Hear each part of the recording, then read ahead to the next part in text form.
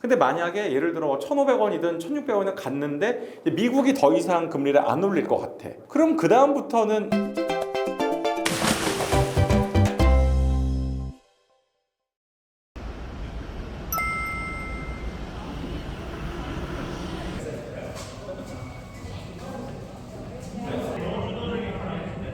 안녕하세요. SK증권 리서치센터장 김영우입니다.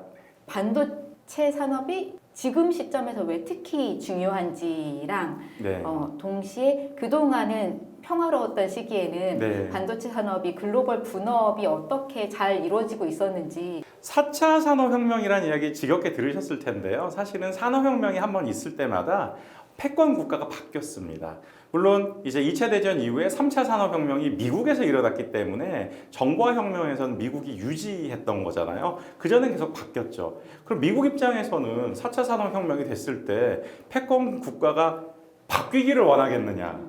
그렇지 않기 때문에 분명 어디선가 잘해야 되는데, 그러면 앞으로 4차 산업혁명을 이끌 산업이 뭐냐라 그러면 대부분 뭐 로봇, 인공지능, 드론 이런 것들 이야기를 많이 합니다. 뭐 자동차도 그냥 차가 아니라 자율주행차이자 전기차 이런 식으로 얘기들을 많이 하잖아요. 근데 미국이 그런 거에 대해서 설계는 잘하는데 만드는 기술이 제조를 안 했어요. 왜 안 했냐면은 영업이익이 많이 안 나와서. 그러니까 가장 효율적이고 가장 부가가치가 높은 서플라이 체인만 하던 시절이 있었는데, 이제는 졸지에 탈세계화가 돼서 그러니까 예전 같지 않고 다시 신냉전이라고 하고 있는데, 저희는 지금 대리 전쟁을 실제로 보고 있습니다. 그게 바로 우크라이나와 러시아의 전쟁이죠. 근데 거기에서 이번에도 지금 보면은 탱크들이 어디에 많이 당했냐면은 드론한테 많이 당했어요. 근데 앞으로 드론은 사람이 조종할 필요도 없습니다. 인공지능으로 움직이겠죠. 자, 그러면 앞으로 무기나 이런 거 연관돼서도 결국은 첨단 기술을 가지고 있는 국가만이 승리하는 그림이 되는 거죠. 그래서 이제 패권을 가지려는 자는 첨단 제조업을 가져야 하는데, 미국이 첨단 제조업을 가지고 있지 않고 오히려 지금 많은 제조는 어디에 의존하고 있냐면 중국에 의존하고 있습니다. 근데 그 중국이 발전을 하기 위해서는 주로 수입해서 갖다 썼었던 첨단 부품을 스스로 만들면 너무 좋잖아요. 그걸 미국이 못하게 하는 거죠. 중국으로 가야 됐던 반도체 공장을 못 가게 만들기 위해서 일부는 인센티브를 주거나 아니면 일부는 중국에 대해서는 제재를 해서 미국으로 돌리려고 하는 것이죠. 그러니까 이거는 서로 첨단 제조업을 가지고자 하는 두 강국의 싸움인데, 현재 상황에서는 그러면은 제조 중심으로 가고 있었던 중국에서는 이걸 받아들일 수가 없고, 미국은 그동안 너무 부가가치에 중심을 뒀었기 때문에 그렇게 싸게 만들어 본 적이 없는데 이거 만들 수 있느냐 하면서 또 회의론도 많이 나오고 있는 뭐 그런 상황입니다. 예전에 반도체는요, 정말 세계화의 그 글로벌라이제이션의 혜택을 가장 많이 받은 게 이게 그 스마일 커브라는 게 있습니다. 스마일 커브는 영업이익률로 보시면 되는데요. 설계하는 쪽은 기본적으로 내가 돈을 투입하지 않아도 이제 그냥 개발만 하고 누군가한테 위탁 생산해서 맡기면 되기 때문에, 그래서 원래는 설계만 하는 회사가 돈을 제일 많이 벌어요. 그 다음이 이제 설계한 다음에 이거를 이제 뭐 위탁 생산해주는 뭐 TSMC 같은 파운드리 업체들이 많이 벌어요. 근데 그걸 이제 제품을 일반 뭐 패키징이라 그래서 정말 상품 만들듯이 하는 거는 노동력이 중요하거든요. 인건비. 이런 걸 중국이 많이 했습니다. 그러다가 이제 다시 또 이제 제품을 받아오면은 다시 예를 들어 엔비디아나 인텔 같은 업체들이 그걸 다시 상품을 파니까 지금 보면은 이런 그림이 형성이 되거든요. 근데 이제 중국이 이렇게 뭐 가장 인건비 위주로 돼 있었던 패키징 정도 하던 기업이 위탁 생산까지 다 하겠다라고 나서고 있고, 설계 기술도 좋아지니까 거꾸로 올라가는 그림이고, 이거를 그대로 갔다가는 앞으로 첨단 제조업의 근간이 되는 반도체를 뺏겨버리는 컨셉이 되니까, 반대로 미국은 원래 설계 위주로 했다가 파운드리 생산하고 이 후공정 이쪽 패키징까지 내려오는 그림이라서 양쪽은 충돌을 할 수밖에 없는 그림입니다. 그래서 예전에는 그래서 글로벌하게 가장 싼 데서 가장 효율적으로 배분이 최적화가 돼 있었는데, 이제는 서플라이 체인을 스스로 다 가져가려고 하기 때문에 이제는 스마일 커브가 아니라 서로 평행선을 그리는, 전부 일괄 생산이 있어야 되는 그림이라서 이 체제는 앞으로도 계속 충돌할 수밖에 없다라고 전망을 하고 있습니다. 그런데 센터장님은 뭐 반도체 쪽을 워낙 오래 하기도 하셨지만 그런 구도로 갈 수밖에 없다고 네. 되게 일찍부터 사실 전망을 하셨잖아요. 그렇습니다. 왜 결국에는 그렇게 갈 수밖에 없다. 이게 단순히 잠깐 그러다가 미국이나 중국 어느 한쪽이 꺾을 수는 없다고 네. 처음부터 보셨던 거예요? 시진핑이 처음 주석으로서 맞이했었던 2012년과 2013년 당시의 중국의 모습을 보면은 이제 이해가 쉬워지는데요. 중국의 이 무역 형태가 첨단 부품을 들여와서 해안가 동쪽 지역에서 만들어서 그걸 다시 수출합니다. 그러니까 지역으로 봤을 땐 해안가는 너무 잘 사는데 내륙 지역은 매우 낙후된 거죠. 그럼 이제 샤오캉사이를 이루기 위해서 내륙 지역을 발전을 해야 되니까 수입해서 왔었던 첨단 부품들을 국산화를 해서 내륙 지역에 만들면 그러면은 전 세계에서 성장이 가장 빠르고 좋아지는 국가는 중국이 된다라는 것이고 거기에서 반드시 육성해야 되는 거는 첨단인데 이게 처음에 시작한 건 어디였냐면 디스플레이였습니다. 그래서 그 옛날에 현대 디스플레이 하이디스라는 업체가 있었어요. 그거를 중국에 듣도 보도 못한 업체가 와서 그 회사를 산다 그랬어요. 그게 바로 BOE라는 회사고 그 회사가 당시에는 BOE 하이디스라는 이름이었다가 지금은 세계 1위인 BOE가 된 거죠. 그렇다면 디스플레이에서 성공한 거를 어디에 적용하고 싶을까요? 반도체에 적용할 수밖에 없는 거죠. 그래서 그때부터 이제 우리는 돈을 반도체에 쓸 거고 게다가 국가가 펀드를 만들어서 지원할 거다. 그래서 이제 중국의 뭐 국가 반도체 일기 펀드라는 걸 만들어서 돈을 특정 기업에 몰아주기 시작합니다.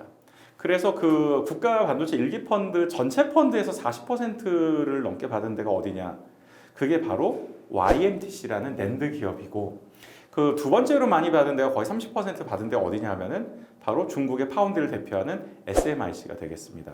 그래서 중국이 파운드리나 메모리 쪽에서 자금률이 많이 높아지지 않았기 때문에 실패라고 보는 사람들도 일부 있지만 사실은 이 공정이 금방 발전하지 않고 이제 점점점 공정 발전이 어려워졌어요. 예전에는 발전 속도가 빠르니까 따라가기가 어려웠지만 지금은 돈을 국가가 돼서 만약에 장비만 사올 수 있게 한다면 쫓아가는 속도가 신규 개발하는 속도보다 더 빠르기 때문에 충분히 중국으로선 해볼 만한 대단한 리스크라고 볼 수 있습니다. 근데 여기서 전제 조건은 뭐다? 장비가 있어야 된다. 반도체가 생각보다는 완전히 장비 싸움이에요. ASML 같은 이제 네덜란드 이제 유명한 기업들 여기가 되게 중요한 이유는 미래 공정 개발할 때 뭐가 필요하다는 걸 공동 개발하는 부분이 있어서 예를 들어서 ASML 장비를 중국에도 팔 수 있다더라 이런 식으로 하면 여기는 돈 한 푼 안 내고 그냥 제품만 사면 되는 거거든요. 그러면은 사실은 그걸 갖다 놓으면은 또 상담을 하면 돼요. 이거 어떻게 하면은 장비가 잘 작동하는지는 아무래도 장비 업체에서 알려주지 않습니까? 그러니까 이걸 막는 가장 좋은 방법은 아예 장비를 못 사게 하는 방법이죠. 디램 같은 경우에는 뭐 중국하고 이제 한국 기업하고 기술 격차는 한 5년 정도 보시면 될 것 같고 낸드는 보시기에 따라서는 6개월밖에 차이 안 난다고 볼 수도 있습니다. 뭐 파운드리 기술은 지금 보면은 원래는 큰 차이가 안 날 뻔하다가 지금 뭐 한 6년 정도 차이 난다고 보시면 되고요. 그래서 설계나 이런 것들은 격차가 없다고 보시면 됩니다. 6개월에서 1년? 사실은 거의 격차가 없습니다. 그러니까 지금 보면 설계를 막을 방법은 없으니 제조를 막아야 되고 근데 장비는 이 소위 빛을 쪼아주는 도강 장비, 아까 ASML 장비 이런 거는 중국이 할 수 있느냐? 언젠간 할 수 있을지도 모르죠. 적게 잡으면 10년 차이? 많이 잡으면 이게 10년 뒤에 ASML은 또 발전을 할 거기 때문에 쉽지가 않고 아니 그까짓 거 장비 그거 못 뺏기나? 그거 해킹 못하나? 이런 얘기가 있는데요. 여기는 정말 철저한 보안도 있는 데다가 제일 중요한 건 자기네 장비를 만드는 데 필요한 서플라이 체인을 다 사버렸어요. 인수를 했어요. ASML을 통하지 않고는 거의 불가능한 아예 거군요? 불가해요. 네, 아예 불가한 그림이 나오기 때문에 그것 때문에 안 되는 건데 근데 이제 ASML이 근데 사실 네덜란드 회사거든요. 근데 미국이 제재하는 걸 들어줄 이유가 뭐가 있을까요? 아니 저도 그게 궁금했던 게 미국이 제재한다고 하니까는 ARM 영국 기업인데 네. 다 따라가고 네. 네덜란드 기업 다 따라가고 그렇죠. 뭐 이거는 그렇게 하지 않으면은 안 네. 되는 건가요? 필요한 걸 전부 다 M&A에서 사왔다고 말씀드렸잖아요. 근데 이 ASML 장비 중에 지금 중국에 전부 다 못 파는 건 아니에요. EUV 노광 장비는 안 되고 뭐 DUV 노광 장비는 안 된다. 그럼 EUV가 도대체 뭐냐? 익스트림 울트라 바이올렛 EUV인데 그 뭐야? 그 원래 뒤에 하나가 더 붙어요. EUVL 익스트림 울트라 바이올렛 레이저입니다. 그 레이저 광원을 만드는 회사가 사이머라고 하는 회사가 있어요. CYMER. 샌디에이고 베이스의 미국 회사였습니다. 그래서 그 미국 특허가 들어간 걸 팔 수가 없는 거죠. 그래서 거기에서 일단 야, 그 EUV 팔지 말라는 게 이제 먹히게 됐고, 근데 앞으로 조금 긴 그림으로 보면 이 시진핑의 중국이 약간 위험해 보이는 부분이 있는데, 그게 금년도에 그 나토에서 그 2022 무슨 뭐 그 스트래터지 컨셉이라 그러나 뭐 그래서 거기 이제 나토의 그 전략 컨셉이 올해 몇 년 만에 새로 나왔어요. 근데 거기에 그 우려되는 국가, 그래서 이제 가장 큰 적이 누구로 됐느냐? 당연히 러시아였겠죠. 근데 지금 보면 가장 챌린징하고 있는 국가가 중국이라고 나옵니다. 이번에 스트래터지 컨셉에 그렇게 나왔어요. 그 개정된 게 굉장히 중요합니다. 그 나토의 스트래터지 컨셉에 그리고 챌린징하는 국가가 거기라고 나왔다 그러면 군사동맹에서의 적이 되는 거잖아요. 이거 계속 이런 식으로 가면은 적국한테는 그래서 못 파는 컨셉이 되는 거잖아요. 그래서 지금 한 발짝씩 EU하고 지금 잘못 이렇게 그림을 가져가게 되면은 앞으로 장비를 영원히 받을 수 없을 수도 있어요. 그러니까 지금 보면은 설계를 하는 것까지는 오케이인데 그거를 전적으로 우리한테 의존해라. 그러니까 결국은 중국은 미국보다 더 좋은 반도체를 만들 수가 없고 외부에 팔 수도 없는 그림으로 만드는 거기 때문에 나쁘게 얘기하면 그냥 석기 시대에서 오래 살아라 이제 이 정도 그림으로 가는 거고, 지금 보면 어떤 그림을 보더라도 안보라는 이름으로 딱 넣는 순간 그건 금수 조치 취하기도 굉장히 좋은 그림이고 인기도 좋습니다. 애초에는 반도체 패권 1차 전쟁이라고 할까요? 그게 네. 이제 트럼프 정부 때 여러 가지 네. 그 금수 조치를 하면서 나타났는데 그때는 다들 트럼프야 역시 트럼프 네. 보호무역주의자 트럼프라서 그래 정권이 바뀌면은 달라질 거라고 했는데 네. 하나도 안 바뀐 거잖아요. 그러니까 미국은 안보 문제로 보건 경제로 보건 네. 어떻게 해서도 패권을 놓을 수 없으니까는 네. 이건 안 바뀌는 거군요. 중국의 반도체 굴기와 같이 가는 게 사실은 중국의 해군력 굴기, 대양 해군 굴기랑 같이 갑니다. 하필이면 또 이게 대만하고 엮여 있다 보니까 대만의 TSMC가 진짜 중요하긴 중요한 게 TSMC가 없으면 사실 대만의 지정학적인 중요성이 그렇게 중요한 게 맞느냐 뭐 이런 얘기도 있는데 산업으로는 정말 중요성이 확 떨어집니다. 얘기가 완전 달라지는 거죠. 지금 약간 안타까운 얘기지만 삼성전자 파운드리가 안 좋다는 얘기 많이 들려오는데 삼성전자가 못한다기보다는 TSMC가 정말 잘하는 게 맞고 그리고 내년 상반기 기준으로 보면은 퀄컴의 스냅드래곤 전체가 다 이제 TSMC로 가고 엔비디아도 이미 다 갔고 그래서 우리 삼성전자가 하이엔드 제품 쪽에 고객이 별로 없어져요. 오히려 더 TSMC 지배력이 높아지거든요. 근데 거꾸로 얘기해 볼까요? 그러면 TSMC가 없으면 미국의 그 유명한 팹리스 업체들이 맡길 곳이 아예 없어지는 거죠. 그러니까 만약에 대만이 포위를 당하게 되거나 큰일이 발생하게 되면 전쟁 났을 때 뭐 로봇을 투입해? 드론을 만들어? 반도체가 없어서 못 만들어요. 설계만 할 수 있고 만들어줄 데가 없는 거죠. 그러니까 이거를 이제 빌미로 해서 그래서 안보에도 중요하다라고 하면서 이제 자꾸 대만 쪽에는 뭐 우리가 뭐 무기를 팔게 뭐 이러고 있고 계속 제안하는 거는 미국에다 짓지 그러냐 이제 이런 식으로 나오고 있고 참고로 일본은 이 지정학적 리스크를 이용하고 있습니다. 전쟁이 났을 때 미국에서 반도체가 오는 거 너무 멀다. 일본에다 만들어라. 괜찮은 생각이죠. 일본 입장에서는. 그래서 일본은 사실은 그 뭐 파운드리도 뭐 별볼 일 있는 데가 없고 안 좋거든요. 그러게요. 지금은 이제 별로 경쟁력 있는 데가 그래서 TSMC한테 돈을 엄청나게 많이 퍼부어주고 R&D 센터 하나 만들고 지금 한 중간 정도 수준 되는 그 파운드리 공장 하나 만들고 목표는 2나노 최첨단 공장을 갖고 오고 싶어 해요. 왜냐하면은 일본이 그래도 엄청나게 좋은 부분이 소재하고 장비는 아주 뛰어납니다.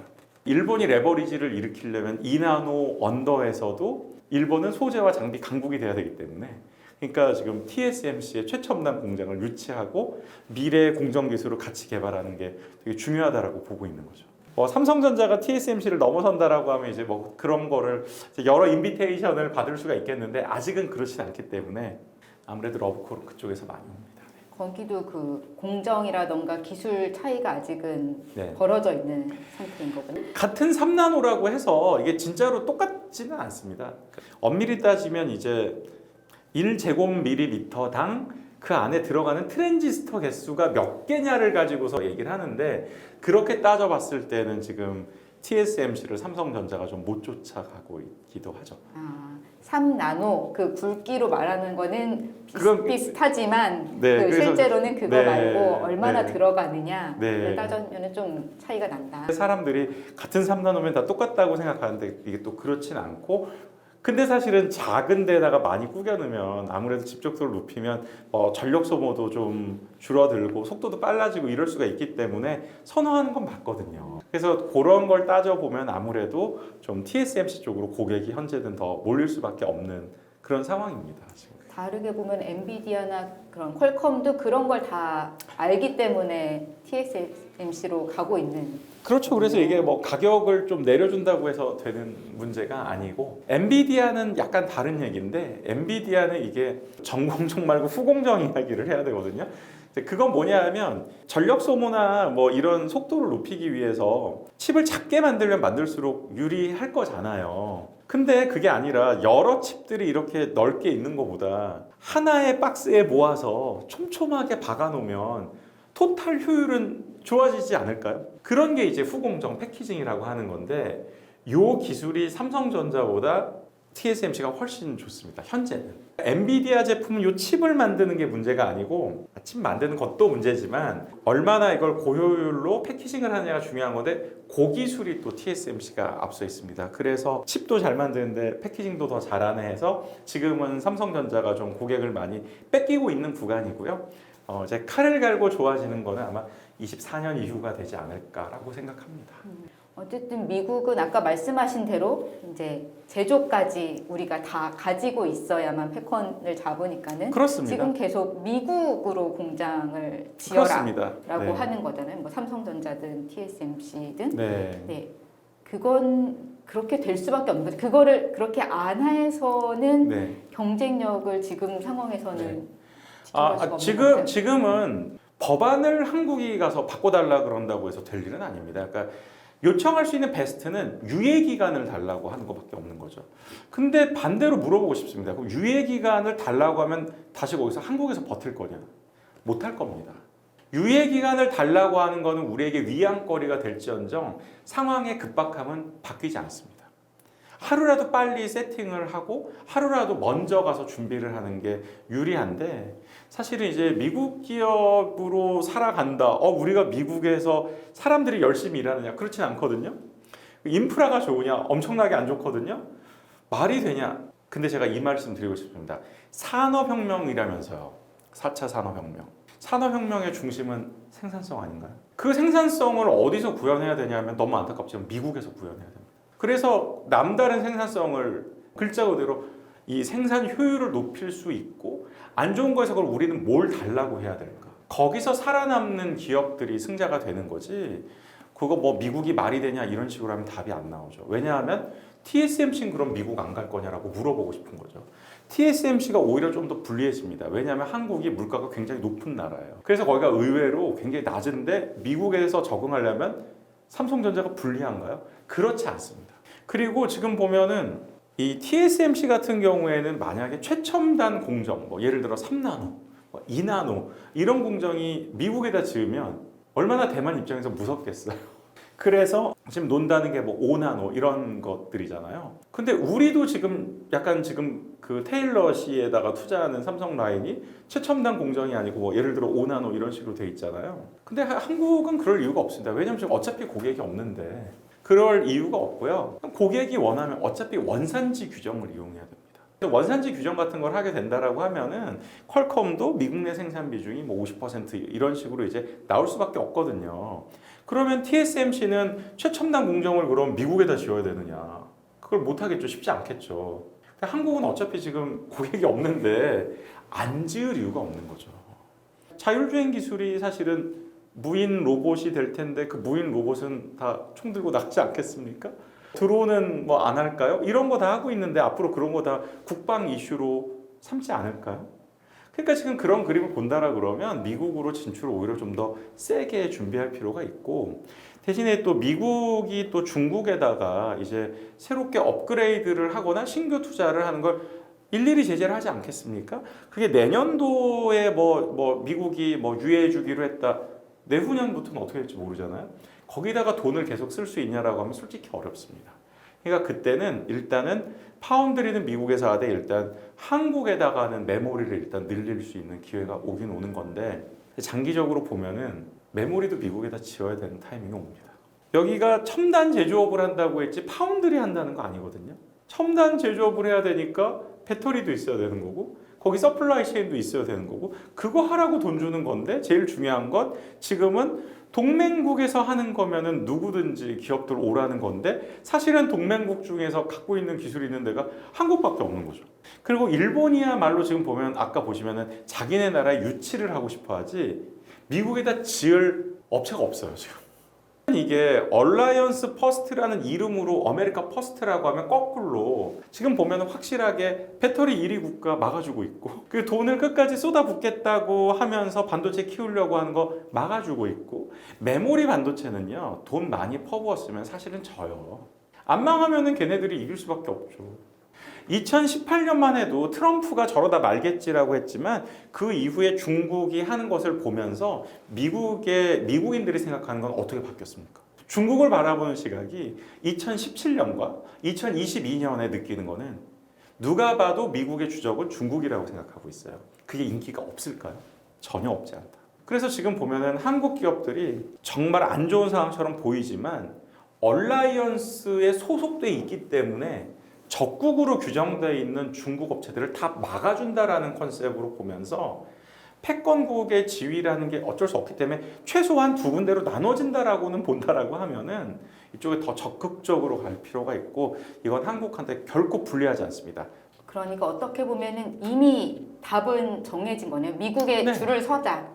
미국의 네, 줄을 그렇습니다. 서서 꽉 붙잡고 네, 그 그렇습니다. 편으로 네, 가자 하고 그렇습니다. 답은 정해진 거네요. 그러나 100번 양보한다 그러더라도 전 세계 반도체 4분의 1 정도는 또 중국에서 쓰는 거니까 우리한테 중요한 고객인데, 그러니까 미국한테 명확히 해야죠. 왜 판매를 못하게 하느냐. 이런 건 안 되죠. 그래서 거래는 할 수 있게 해야 되고, 대신 거기에 최신 공정을 못 넣는 거는 중국 정부에 설명해야죠. 미국 때문에 못한다. 왜 미국 때문에 못하냐? 우리도 그쪽 장비나 소재 없으면 못하기 때문에. 그래서 이거를 핑계를 잘 대야 돼요. 조선 책략. 거기에 나온 것처럼 뭐 지금 보면은 뭐 친중국, 결일본, 연미국 뭐 이런 거 얘기하는데, 친중국 해야 됩니다. 비즈니스 프렌들리하게. 우리가 거기서 할 수 있는 거는 최대한 하는 성의 있는 자세를 보이면서 사실은 그쪽에 가지고 있는 공장도 어떻게든 그래도 될 때까지는 돌리는 게 유리한 거죠. 그리고 일본하고는 지금 정치가들이 싸우는 거랑은 좀 별도로 정말로 일본 없으면 뭐 안 돌아가요. 일부 장비는 너무나 걔네밖에 안 되는 거고, 소재나 이런 것들은 뭐 더 설명할 필요가 없습니다. 최선을 다해서 사실 JV를 하든 뭐 하든 일본하고는 연결되어 있는 게 굉장히 중요합니다. 마지막으로 미국은 정말로 활용을 잘해야 되는 게, 중국에 대한 모든 핑계는 미국으로 돌릴 수가 있는 그림이고, 그리고 미국이 지금 보면은 패권국의 지위를 유지하고 싶어하고 첨단 제조업을 가져가려고 하고 있지만 자기네가 제조를 안 했기 때문에 서플라이 체인이 없는데 그 자리를 메꿔줄 게 한국 기업들이 될 수 있는 거죠. 그러니까 지금 보면은 어찌 보면 구한말과 비슷하다 뭐 이렇게 볼 수도 있겠지만, 거꾸로 보면 그때 없었던 게 뭐냐, 이런 기술이 없었고 이런 돈이 없었죠. 지금은 한국 기업들이 미국으로 갈 자본력도 있고 기술도 있습니다. 이거를 활용한다라 그러면 우리는 뭐 구한말처럼 뭐 한국이 위태롭고 이런 게 아니라 오히려 기업들이 일단 글로벌하게 살아남아야 그래야지 한국도 또 기회를 볼 수 있지 않을까 이렇게 생각하고 있습니다. 일반 개인 투자자들 관점에서 네. 보면은 지금 계속 얘기 나오는 탈세계야, 네. 그리고 글로벌 분업 구조가 깨지는 거, 그러니까 뭔가 패러다임이 바뀌는 시점인 것 같은데 네. 좀 어떤 거를 주의 깊게 보고 투자 전략 같은 걸 고민할 때 어떤 거를 좀 명심해야 한다고 보시는지. 근데 일단 지금 한 가지는 명확한 게요. 한 번도 못 본 인플레이션 뭐 수준이다 뭐 이런 얘기하는데 사실 옛날에 오일 쇼크 있을 때 다 겪어본 겁니다. 겪어본 위기고 뭐 전쟁도 났어. 뭐 전쟁도 원래 자주 납니다. 근데 이 세계화가 되면서 가장 많이 달라졌던 거는 글로벌로 자원 배분의 효율성이 높아져서 가장 싸게 할 수 있었고 또 그러면서 또 화석연료 가격도 아주 싸져서 그래서 정말 싼 값으로 많은 물자들이 공급이 됐기 때문에 인구도 급증하고 이제 이런 모습을 볼 수가 있었죠. 근데 탈세계화가 된다라는 거는 앞으로 그 효율성이 비효율로 바뀐다는 뜻이 되기 때문에 일단 생산지가 중국에서 인도로 가면 뭐 싸질 거냐 그것도 별로 많이 싸지지도 않고요. 거기가 워낙 인프라가 엉망이라서 미국으로 간다면 오히려 많이 오르겠죠. 일단 생산자 물가는 올라가는 거였네? 맞습니다. 이런 일이 있지 않았어도 장기 트렌드는 물가는 올라가는 트렌드고 화석연료 대신에 재생에너지 쓴다면서요. 이것도 제일 싼 거 쓰다가 올라가는 그림이기 때문에 원래도 앞으로는 살기가 좀 빡빡해지는 그림이었습니다. 그럼 이제 여기서 우리는 뭘 봐야 되느냐? 안타깝지만 우리는 그러면 성장 산업을 볼 수밖에 없어요. 그럼 성장 산업을 본다라고 하면 결국 뭘 봐야 되느냐? 지금 다들 아둥바둥 하고 있는 게 뭡니까? 지금 아둥바둥 싸우고 있는 반도체, 배터리, 무슨 바이오 요거 지금 가지고 오려고 서로 싸우는 거잖아요. 근데 승자가 누가 될 것 같으냐라고 하면 지금은 아무래도 미국 쪽이 유리하지 않습니까? 그러니까 결국에 미국의 고성장주 위주로 보시는 게 맞는데 다만 지금은 금리가 올라가는 타이밍이잖아요. 금리가 올라가는 타이밍인데 지금 보면은 미국이 금리를 올리는 순간 전 세계의 다른 나라들이 똑같이 올릴 수 있으면 괜찮은데 똑같이 올릴 수가 없잖아요. 그러면 환율 차이가 벌어지게 되면서 달러로 구매를 하는 구매력은 형편없이 떨어집니다. 우리도 1120원, 1100원 하던 게 지금 1430원, 40원인데 그럼 우리가 100달러짜리를 사던 게 우리가 지금 보면은 11만 원 주던 거 14만 4천 원 주게 생겼으면 우리가 사는 게 확 떨어지는 그런 그림이거든요. 그래서 일단은 지금 미국의 금리가 아직 더 올라가는 타이밍에는 풀베팅을 하시면 안 됩니다. 왜냐하면 글로벌 수요가 나빠지고 있다. 구매력이 떨어지고 있는 거죠. 그래서 미국의 금리가 금년 4분기가 끝일지 내년 1분기가 끝일지 모르겠지만 일단 그게 안정되는 시점이 됐을 때에는 그때는 이제 한국의 환율도 1,500원이 넘어 있겠지만 그 이상으로 올라가기는 1,600원, 1,700원 가기는 또 쉽지 않은 얘기이기 때문에 참고로 2008년에 환율이 1,597원까지 갔었어요. 일단 레버리지 투자는 하시면 매우 위험하고 왜냐면 견딜 수가 없어요. 변동성이 확대되거든요, 지금. 그러나 금년 말 내년 초를 간다라고 하면은 수요가 좋다 이런 얘기를 하기 앞서서 일단 지금 구매력이 강달러 때문에 쭉 떨어지던 추세가 멈춰질 가능성은 있기 때문에 그리고 하반기는 경기가 나쁠 거라서 금리를 조금 내려줄 가능성도 조금 있습니다. 그럼 오히려 구매력 기준으로 조금 올라오는 그림이 나올 수가 있겠죠. 그래서 현재 상황에서는 일단 풀베팅을 할 자리는 아니라고 먼저 말씀을 드리는데 이 강달러가 꺾이는 시점이 되면은 IT 수요도 올라오겠지만 그때는 한국의 IT 업체들, 메모리 반도체나 이런 업체들도 엄청나게 지금 실적이 나빠질 것 같거든요. 많이 나빠질 텐데 거꾸로 오히려 구매력은 올라오는 이런 그림이 나오고 강달러가 약간 꺾일 조짐이 보인다라고 하면 그때는 이제 딱 한국의 IT 기업들도 바닥이라는 명백한 시그널을 줄 수 있죠. 그래서 지금은 생각보다 좀 한국 시장을 바라볼 타이밍이 올 수도 있는 거고 그러나 장기 투자하시는 분들은 그럼에도 불구하고 이제 미국의 테크 주식이나 이런 것들을 보시는 게 아무래도 좀 더 유명하다라고 생각을 하고 있습니다. 내년 하반기쯤에 한국 기업들에게 그래서 지금 보면 무역 적자는 지금이 끝이 아니라 훨씬 더 확대될 거거든요. 그래서 1,500원은 당연히 넘어간다고 보셔야죠. 근데 미국 애들 입장에서 보면은 강달러인데 지금 못하러 사요. 가만히 있으면은 자기가 손실을 볼 수 있는데. 그래서 지금은 거의 쇼커버 정도만 하고 있는 거거든요. 근데 만약에 예를 들어 1,500원이든 1,600원이든 갔는데 미국이 더 이상 금리를 안 올릴 것 같아. 그럼 그 다음부터는 얘 싸다. 그리고 전 세계 기준으로 보면 구매력으로 볼 때 더 나빠지지는 않을 것 같다. 그럼 이제 갑자기 사겠죠. 지금 외국인들 삼성전자 비중 이런 거 거의 최고 바닥 수준이잖아요. 지금 살 이유가 없는 거죠. 가만히 있어도 강달러 되는데 내가 왜 한국 걸로 바꿔갖고 사가지고 손해보냐는 거죠. 지금은 그래서 살 이유가 없어요. 그래서 외국 애들이 지금은 야 이렇게 떨어졌는데 왜 안 사? 아니 들고 있을 이유가 없는 거죠. 그러나 요게 추세가 딱 바뀌는 순간 너무 싸네? 그리고 수요도 좋아지겠네가 되기 때문에 의외로 그때는 이제 한국에 기회가 오는 거죠. 그래서 내년 올해 4분기부터는 이제 뭐 모아 가셔라 뭐 요 정도까지만 얘기할 수 있지. 그래서 레버리지 투자하지 마시고 떨어지는 날 모아라 뭐 약간 이런 식인 거고 약간 천천히 좀 이제 진짜 풀베팅을 하실 거면 그거는 금리에 대한 확신이 있을 때 그때가 이제 워낙 이렇게 떨어져 있기 때문에 뭐 바닥에서 20% 30% 올라 있다고 해봤자 올라갈 거 한참 남은 거거든요. 그러니까 지금 보면은 지금은 공격적이기보단 약간 보수적인 투자를 하는 게 맞고 아직까지는 강달러 추세가 유지가 되고 있기 때문에 그렇고 이게 꺾이는 타이밍이 바로 신흥국 특히 한국 주식을 살 타이밍 그때입니다. 타이밍까지 알려주셨습니다. 지금 물가가 많이 오른 것 중에서 보셔야 되는 게 끈끈한 스티키 CPI라는 게 있어요. 예를 들어 한국이 뭐 라면값, 담배값 뭐 이런 것들 있잖아요. 이게 지금 많이 올랐나요? 안 올랐나요? 많이 올랐죠.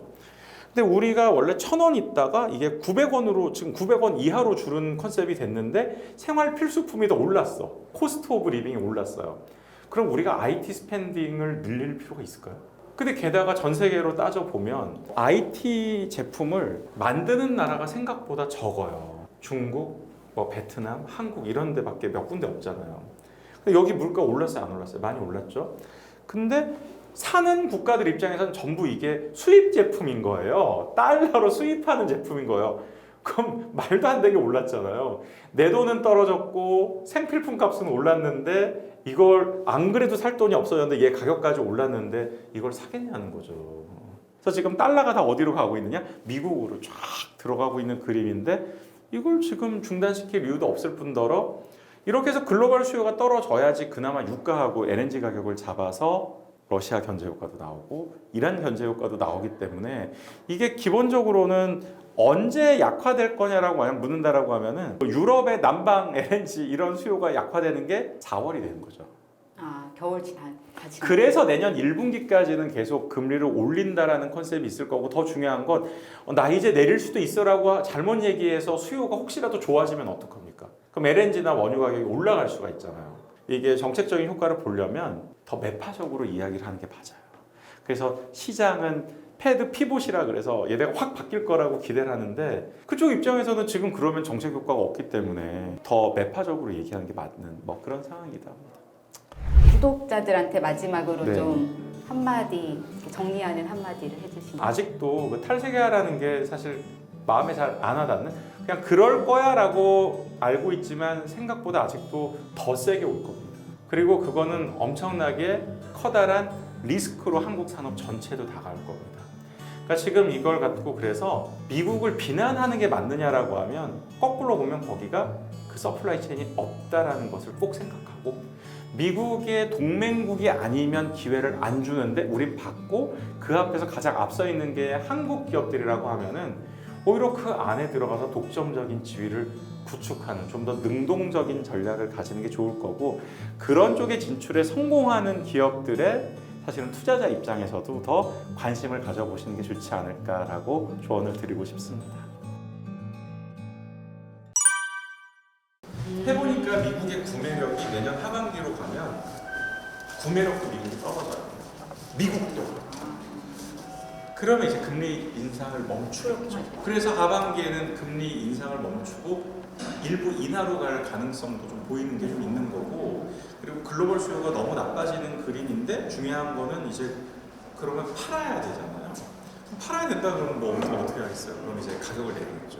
저가 제품은 더 공짜로 뿌리고 중가 제품 사양이었던 걸 저가로 팔고 막 이제 이거 하는 거죠. 근데 다행히 제일 똥값이 될 게 뭐냐면은 반도체 가격이 똥값이 되거든요. 메모리 반도체가. 그러니까 이제 좀 디램도 더 꽂고 낸드도 더 꽂아가지고 파는 그림이 나오면 그게 바로 경쟁에서 나오는 그 수요의 가격의 수요 탄력성 이거는 탄력성을 이용할 수밖에 없는